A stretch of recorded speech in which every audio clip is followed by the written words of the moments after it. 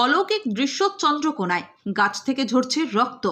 ঘটনাস্থলে বিজ্ঞান মঞ্চের প্রতিনিধিরা। কোনো মানব শরীর থেকে নয়, বাড়ির উঠোনের সামনে এক কাঁঠাল গাছ থেকে ঝরছে রক্ত। শুনতে অবিশ্বাস্য মনে হলেও গ্রামের মানুষরা সত্য বলেই মনে করছেন।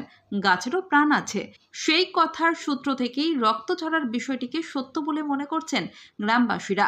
অদ্ভুত এই ঘটনাটি ঘটেছে পশ্চিম মেদিনীপুর জেলার অন্তর্গত চন্দ্রকোনা ১ নম্বর ব্লকের লক্ষ্মীপুর গ্রাম পঞ্চায়েতের নতুন গ্রাম এলাকায়। অলৌকিক একই দৃশ্য দেখতে আশেপাশের গ্রাম থেকে মানুষ ভিড় জমাচ্ছেন।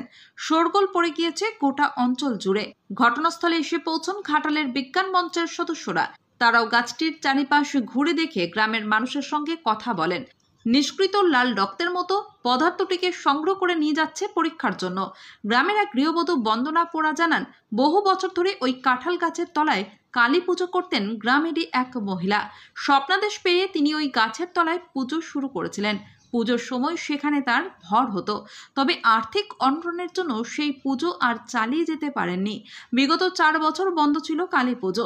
এই বছর কালী পুজোর পরের দিন থেকে হঠাৎ এই রক্ত ঝরতে দেখে স্থানীয়রা।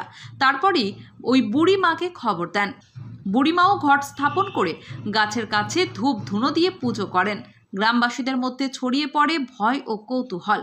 কেউ বলছেন দেবীর অলৌকিক উপস্থিতি, কেউ বা আবার বলছেন এটি অশুভ লক্ষণ। অনেকেই আবার ধূপ জ্বালিয়ে প্রণামও করছেন।